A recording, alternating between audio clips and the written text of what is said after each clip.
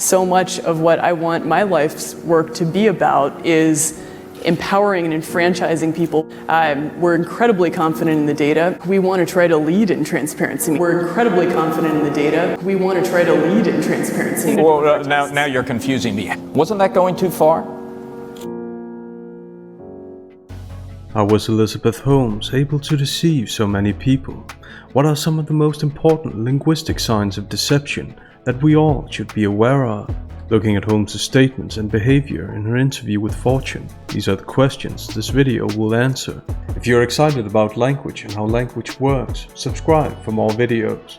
Welcome to the channel. As you know, Fortune went all in on the Theranos story. I mean, the notion that with a single pinprick you could get blood and do many dozens of blood tests at one time at a much lower cost was compelling. We even put you last year on our Business Person of the Year list. So it was kind of a shock to us to discover a few weeks ago that you're really only doing one test with that pinprick. Do you think the hype, did we both let the hype get ahead of the story if you're only doing one test?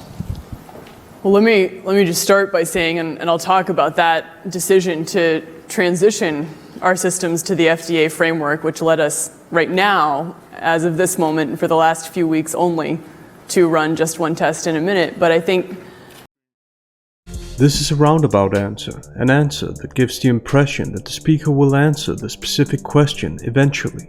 However, in most cases, roundabout answers are designed to make the audience forget the original question, so that the speaker can avoid answering directly. In the evasive build-up to her answer, Holmes is busy with self-protective language. Right now, as of this moment, and for the last few weeks only, giving the false impression that everything's under control and that there's nothing fraudulent going on. Next, the self-protective language continues with an answer that definitely belongs on the Fortune 100 list in terms of evasion. You know, part of this is we've looked at all of these articles over the course of the last couple weeks, and I'm an engineer, and we've tried to approach this the way we approach everything, which is understanding, you know, what was written, what's accurate, what's not accurate, and how did it happen. And so we went through these in detail, and we've seen that much of what has been written is not accurate. And so we've asked ourselves, what did we do to get into this kind of place in which we're reading this kind of stuff all over the national media? And Holmes has now spent a full minute stating the obvious, that obviously they've looked at what they believe is accurate and inaccurate. Aside from stalling, this points to a rehearsed answer. Rehearsed answers are designed to minimize or disregard the questions, and thus have a strictly self-serving function. What's also self-serving is Holmes' pronoun shift. She uses the personal pronoun I, but then shifts to the collective personal pronoun we in the same sentence. I'm an engineer, and we've tried to approach this the way we approach everything. With the pronoun I, Holmes emphasizes her alleged personal skills, being an engineer, which she is not. However, it's convenient for her to shift to we when she mentions the critical questions they've allegedly asked themselves. What did we do to get into this kind of place? She doesn't say, what did I do to get into this kind of place, but what did we do to get into this kind of place? This is shared responsibility. There are several self-repairs, interjections, and vowel lengthenings in Holmes' language, all indicating hesitation and stalling, which is typical of evasive answers. Which is understanding. So what did Holmes and her team conclude from all of this understanding? I'm sure the answer is as authentic as it's profound. What we've concluded from that is that we need to do a better job of communicating, and we do a better job of communicating. Really? So when Holmes promised that there'd be more tests than one, that was a communication problem. Sure. We want to be the best at that. I mean, as you can tell from this coverage, I'm definitely not a PR person. And well, so, you know, we need to get that out there. And part of that was that, you know, we have not put into the public domain much of our technology and operations historically. Holmes can have the interviewer cutting in, as that would disrupt her rehearsed answer and diversion tactic and form a focus shift. Another diversion tactic is Holmes's unreliable self-criticism. Deceptive people will often use modest or self-deprecating statements if such statements give them a way out of an uncomfortable situation, as if communication is even the issue here. But this kind of new agenda setting is common in interviews when politicians and other deceptive people don't like the questions they're asked. What if we have like £100,000 bet that it is established beyond any doubt that she was born a woman? Do you accept that bet? I just want to be very clear. If you are asking me after we have just seen these Trump trials do you that you and I are going to place... Candace? Whoa, no. Stop cutting me off. So I'll do it to you this way. Piers. I'm definitely not a PR person. She's not a PR person. She's literally built her entire company on persuading influential people with her unnatural voice and demeanor, and also using the right buzzwords and platitudes, which seems to be a requirement for success in the corporate world.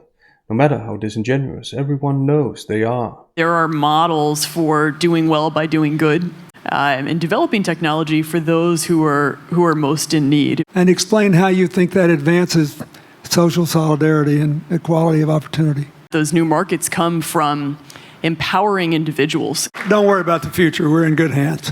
So, Well, the more we can create ecosystems in which individuals are empowered to raise our little girls with the stereotype that they can be the best in engineering and science and math. Let's stick with the communications thing for a second, because I actually think you are an extraordinary communicator, and I want to show a clip we have from the TED talk that you did, 9 months ago.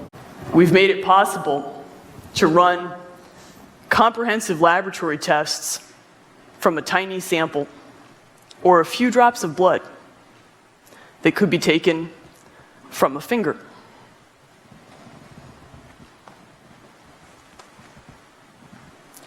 And we've made it possible to eliminate the tubes and tubes of blood that traditionally have to be drawn from an arm and replaced it with the nanotainer. So I guess communication wasn't the problem after all, because in this TED Talk, Holmes literally promises tests, plural. That's clear communication. In retrospect, when you look at where you are today, one test with the prick of blood, wasn't that going too far?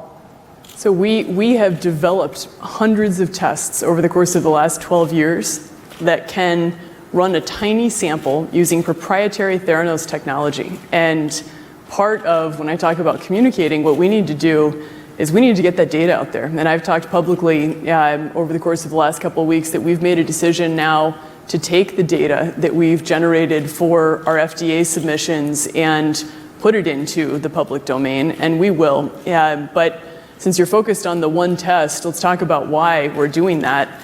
And by the way, it's not just me that was focused on the one test. That was sort of the story. Since you're focused on the one test, let's talk about why we're doing that. If Holmes really wanted to talk about this one test, she would have done so to her initially. Instead, she doesn't mention the test until after the self-protective claims about having the data. By the way, it's kind of unheard of that a company has the data, but just hasn't put them into the public domain. That's a business model I don't think many branding experts would recommend. So let's talk about why with this we're phrase, doing that. It's interesting to note how Holmes tries to make it look like she's in control of this conversation. It's interesting because it's obvious they should talk about it, because he's literally asking her about it. Anything to buy more time. The fact that Holmes once again postpones the answer, prioritizing her rehearsed answers over the interviewer's questions, exposes that her preceding utterances were attempts to avoid talking about the one test with her words. Since you're focused on the one test, she makes the interviewer sound obsessed with what she herself literally promised in her TED Talk.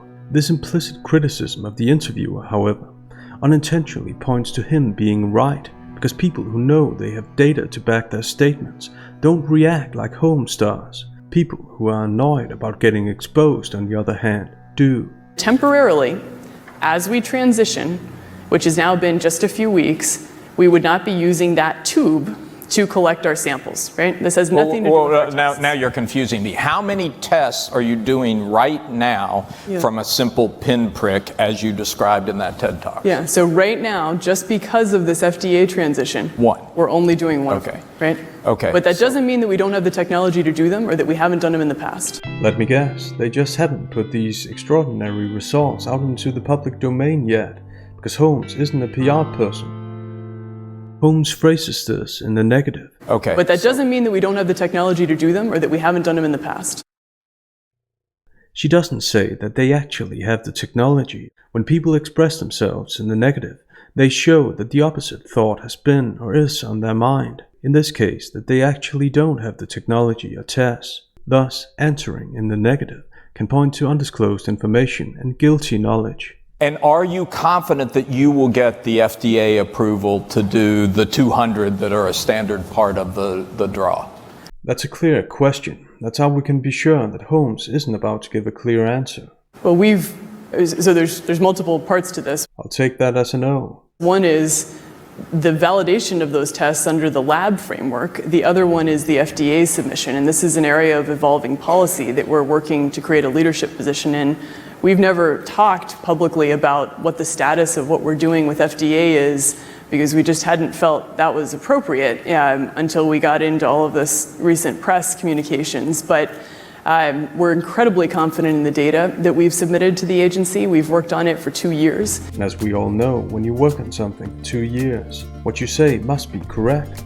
This reminds me of someone else. I think Brigitte Macron is a trans woman. It was 3 journalists in France that worked on the story for 3 years. 3 years. Appeals to time can never be used as grounds for any claim. I mean, The Room took months to film, and still they ended up with this. Just a chicken. Chip, chip, chip, chip, chip, chip, chip, chip, chip, chip, chip, chip, chip, chip, chip, chip. Holmes starts with a self-repair, indicating a problem source. The problem source being the interviewer's question. Well, there's multiple parts to this. She appeals to a company's ethos. This is an area of evolving policy that we're working to create a leadership position in. And with the participle working, she suggests that working to create a leadership position is an ongoing process, not a completed one. This grants her leeway to blame evolving policy, to take the focus off of her empty promises. So what we're doing with FDA is... FDA, she says, using distancing and vague language. The question was specifically about getting the FDA approval, and all Holmes can say is that she's confident in their data. In theory, Leslie Headland could have been confident in the Acolyte too, but that doesn't mean that the show was a good idea.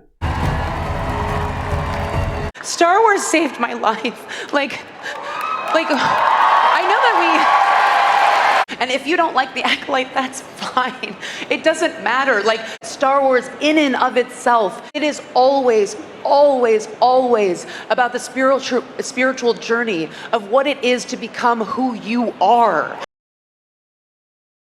In the following, Holmes repeats the point about communication, and thus repeats the self-protective but unreliable self-criticism. What are the most important lessons you've taken away from this? I've learned the point about communication. Yeah, I think that we, as a technology company, I spent 10 years working with a team of engineers and scientists. We have a huge number of PhDs in our company to develop these hundreds of assays, and we never talked to the press once, right? I mean, we barely had a website. Oh, but you talked. Right, I mean, we barely had a website. Yes, the lack of communication must be why she did a TED Talk and spoke to former presidents.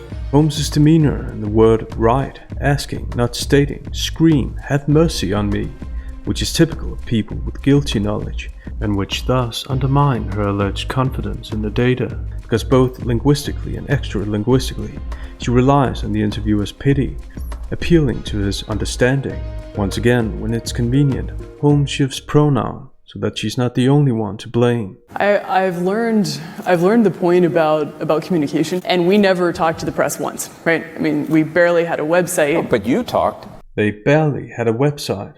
Did they have a website or not? And next, Holmes' statements start to sound like a competition to sound as communicatively incompetent as possible, as she looks more and more deceptive. Funny how these two factors seem to go hand in hand. Probably a coincidence, right?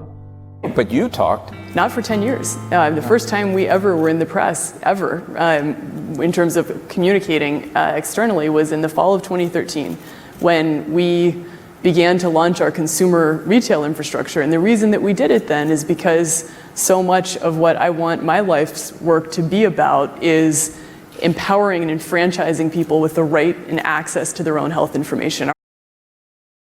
So 10 years prior to this interview, she didn't want to empower people. Is that it? I mean, despite this heartwarming story about what she wants her life's work to be, which doesn't sound inauthentic at all, that must be her argument, because these are the grounds that she chooses to substantiate her claim, which actually doesn't substantiate her claim at all. So much of what I want my life's work to be about is empowering and enfranchising people. Holmes starts using buzzwords when she's pressed, which goes to show how deceptive buzzwords are. You know, I'm a businesswoman. I had a really clear job to do when I took over Bud Light. What does evolve and elevate mean? It means inclusivity. It's having a campaign that's truly inclusive, and representation is at sort of the heart of evolution. Speakers use buzzwords to seem morally superior, because this kind of fake moral superiority is an effective way to disguise their incompetence and get people to follow suit, because who would want to contradict a moral person?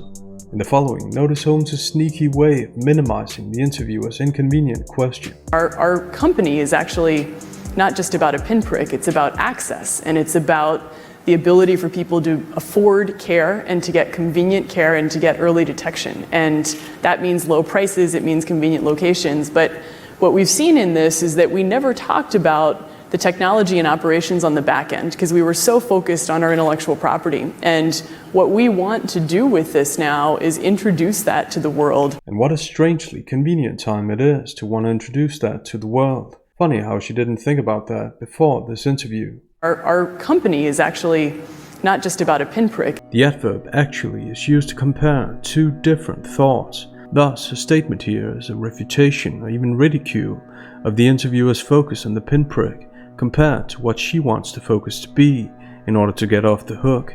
Cunningly, Holmes makes it sound like communication and being focused on their intellectual property, as she pompously formulates it, are mutually exclusive, all in the name of diversion. Because we were so focused on our intellectual property so that people can see what we've built. One of the things you've seen in the last few weeks that a lot of medical experts have come out expressing skepticism about your technology, in part because they don't see peer-reviewed research, they don't have access to your data. So you think in retrospect you should have been more transparent?